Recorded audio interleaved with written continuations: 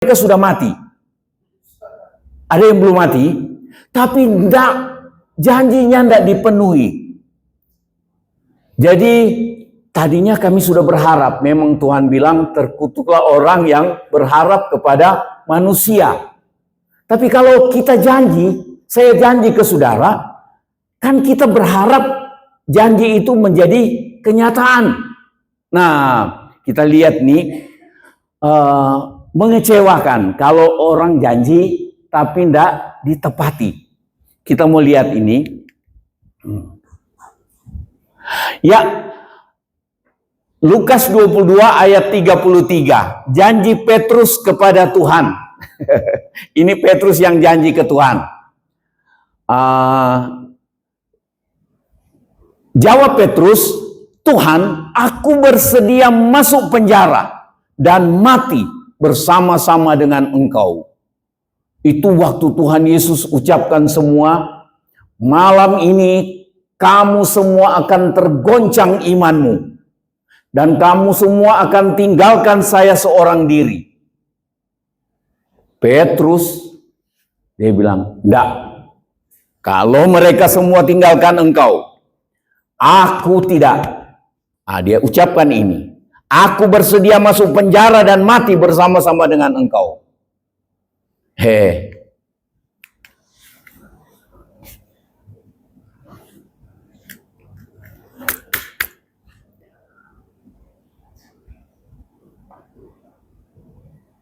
Ayat 34, Tuhan Yesus bilang begini, ini peringatan. Tuhan Yesus peringatkan. Aku berkata kepadamu, Petrus, hari ini ayam tidak akan berkokok sebelum engkau 3 kali menyangkal bahwa engkau mengenal aku. Tuhan Yesus bilang, Petrus, kamu janji begitu bagus. Tapi aku berkata kepadamu, sebelum ayam berkokok 3 kali, sebelum ayam berkokok, engkau sudah menyangkal aku 3 kali. Begitu maksudnya. Sebelum ayam berkokok, engkau sudah menyangkal aku 3 kali. Berarti ayam belum sempat 1 kali kan? Rupanya seringkali Tuhan pakai binatang untuk memperingatkan kita. Ada janji apa kita dengan Tuhan? Ada janji apa? Seringkali ada hal-hal tertentu yang Tuhan izinkan terjadi sehingga memperingatkan kita, mengingatkan kita mengenai janji.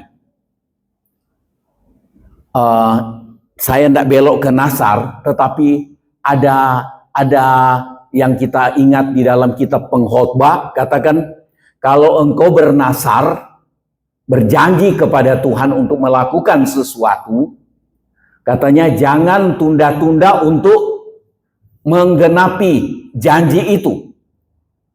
Karena Tuhan bilang, Tuhan tidak suka dengan pembohong. Tuhan tidak suka dengan orang yang ingkar janji. Ini Petrus ingkar janji. Ini tidak enak, tapi Tuhan sudah peringatkan. Jadi, saya percaya Petrus yang berjanji ini, dia janji karena memang dia rindu untuk melakukan itu. Jadi bukan janji di mulut saja, tetapi Petrus janji ini pasti segenap hati. Tidak mungkin dia tahu, Tuhan Yesus tahu semua kan. Tapi dia waktu ucapkan janji ini, itu bukan pura-pura, tetapi dia sungguh-sungguh. Nah, ada banyak kali kita berjanji ke Tuhan, berjanji ke sesama, itu bukan pura-pura, tetapi memang sungguh-sungguh, segenap hati, tapi akhirnya kita tidak ada kemampuan. Kita punya hati itu sampai hati untuk ingkar. Jadi kita punya hati, rasanya akhirnya kita menyesal. Saudara dan saya masih ingat Ananias dan Safira. Dia janji untuk pekerjaan Tuhan, kami jual sebidang tanah kami berikan untuk pekerjaan Tuhan. Tetapi kemudian dia nyesal, Eman, Eman ya, Lakunya kok lebih besar dari pasaran. Masa salah kalau kita kurangi? Berarti hati yang berubah, tidak teguh. Rupanya kita harus, waktu kita janji, kita punya hati harus punya kerinduan bertahan dalam janji untuk menggenapinya. Iya kan? Banyak kali kita ingkar janji. Apalagi janji itu kita cuma ucapkan dalam hati kepada Tuhan. Atau waktu kita sendirian berdoa dan kita ucapkan janji itu ada banyak kali kita gampang ingkar karena kita pikir tidak ada orang lain yang dengar. Jadi ini janji. Tapi ini Petrus, dia janji di depan murid-murid yang lain, dia janji di depan Tuhan Yesus. Tapi Tuhan Yesus peringatkan dia. Sebelum ayam berkokok, engkau telah 3 kali menyangkal aku. Menyangkal bahwa engkau tidak kenal aku. Nah, lanjut. Terus. Ya, ayat 31. Ini sebelumnya Tuhan Yesus bilang begini. Waktu Tuhan Yesus sampaikan, kalian semua akan tergoncang imannya malam ini. Dan kalian akan tinggalkan aku seorang diri. Nah, tiba-tiba Tuhan Yesus bilang ke Petrus, Simon, Simon, lihat, iblis telah menuntut untuk menampi kamu seperti gandum. Jadi rupanya iblis sama dengan di kitab Ayub. Iblis meminta, seperti menuntut kepada Tuhan untuk membuktikan murid-murid punya kesetiaan. Nah, itu maksud Tuhan Yesus katakan, iblis telah menuntut untuk menampi, menguji. Kalau menampi kan begini ya, tahu menampi, beras sama sekam. Ditampi begini, keluar sekamnya, tinggal berasnya. Kayaknya generasi sekarang tidak tahu itu menampi. Tapi saya bisa menampi sampai sekarang. Shit, beras, sekamnya keluar, berasnya yang ketinggalan. Tuhan Yesus bilang, iblis telah menuntut, meminta kepada Allah, kepada Tuhan, untuk menguji Petrus. Tuhan Yesus sudah ingatkan ini. Jadi kita lihat Tuhan Yesus memperingatkan. Tuhan memperingatkan waktu kita berjanji, seringkali ada suara di hati untuk bilang, Sengayo, hati-hati ya, supaya kamu hendak ingkar janji. Tapi akhirnya kita banyak kali ingkar janji. Saudara bisa tandai di dalam hidup saudara pernah sakit agak parah, terus janji. Kemudian waktu kita rasa kita mau mencapai sesuatu tapi belum tercapai, kita bilang janji dalam hati, kalau saya bisa capai, saya mau berbuat ini dan berbuat itu untuk Tuhan. Kemudian kalau kita hitung sampai hari ini, kita dapati bahwa banyak janji kita yang batal kita genapi, batal kita penuhi. Nah, lanjut. Tetapi aku telah berdoa untuk engkau supaya imanmu jangan gugur. Ini penghiburan buat saudara dan saya. Jadi waktu kita berjanji, Tuhan sudah tahu dia biasanya tidak kuat dan ingkar janji. Jadi Tuhan peringatkan. Banyak kali Tuhan peringatkan dengan macam-macam cara ke kita. Tetapi rupanya Tuhan berdoa. Tuhan Yesus berdoa. Dan sampai hari ini kan kita kenal kalau Tuhan Yesus itu juru syafaat. Dia juru syafaat. Dia berdoa untuk kita. Jadi aku telah berdoa untuk engkau supaya imanmu jangan gugur. Tidak gugur. Ya puji Tuhan, Petrus tidak gugur. Karena beda ya. Petrus begitu dia nyesal, dia tobat. Iman tidak gugur. Yudas sama-sama menyesal, tapi Yudas gugur. Karena Yudas lebih mengeraskan hati, kita tidak bicarakan itu di sini. Tetapi Tuhan Yesus berdoa. Firman Tuhan bilang dia jadi juru syafaat buat kita hari-hari ini. Ketika Tuhan Yesus naik ke surga, dia jadi juru syafaat. Itu sebabnya Tuhan mau kita juga berdoa syafaat. Saling mendoakan satu dengan yang lain. Nah, dan engkau, jika engkau sudah insaf, kuatkanlah saudara-saudaramu. Rupanya Tuhan mau kalau kita kuat dalam iman tidak gugur, maka kita jadi alatnya Tuhan untuk menguatkan orang lain. Amin. Nah, lanjut. Nah, kemudian kita lihat ini. Tadi berjanji kepada Tuhan, tapi sekarang kita lihat gagal menepati janji. Akhirnya Petrus menyangkal. Lanjut. Ayat 54. Lalu Yesus, Injil Lukas 22 ayat 54. Lalu Yesus ditangkap dan dibawa dari tempat itu. Ia digiring ke rumah imam besar.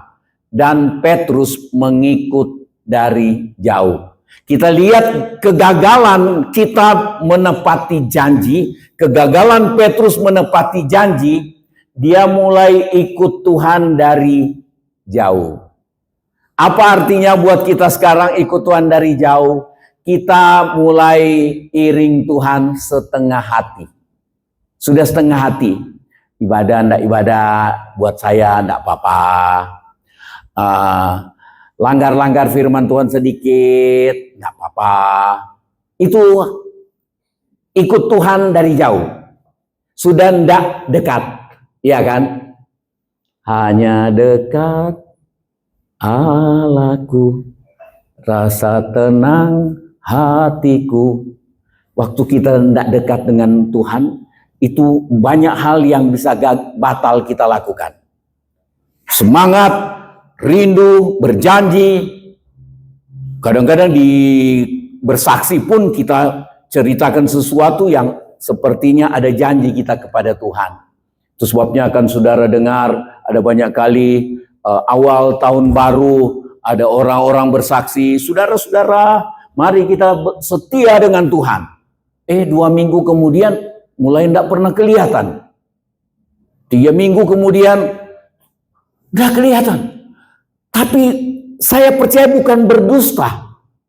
Kita bersaksi, kita bicara ke orang, saya mau setia. Mari kita setia.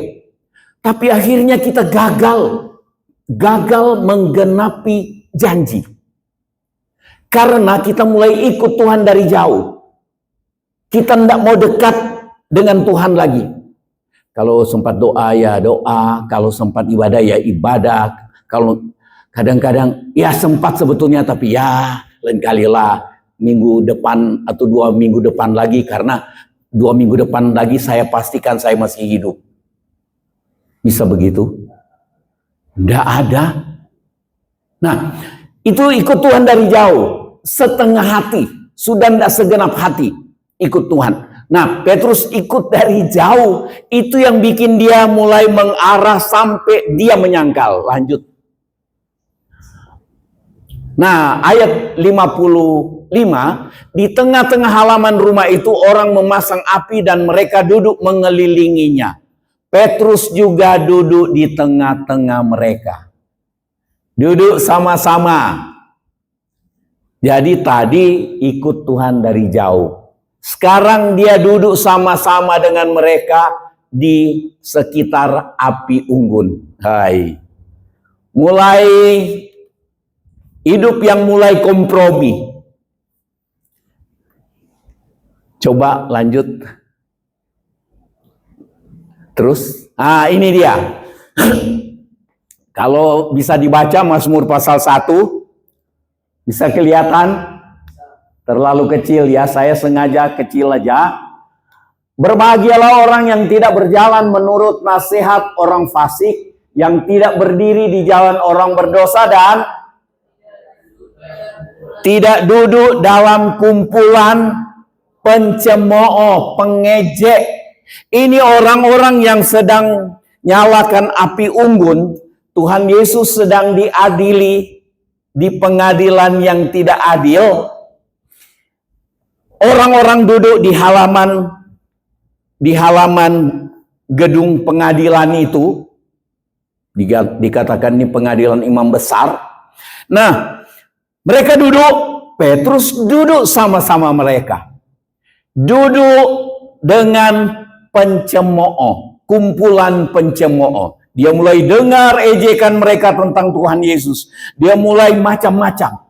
Saudara, hati-hati kalau saudara lihat, dengar orang-orang itu kebanyakan gampang ngejek, mencela orang. Ngejek. Waktu kita sudah suka kumpul, kita akan terpengaruh. Tidak ada niat untuk menyangkal. Tidak ada niat untuk ingkar dengan Tuhan. Tidak ada niat untuk tidak setia. Tetapi lambat atau cepat, kita akan terbawa jadi orang yang gagal untuk tepati janji kita kepada Tuhan.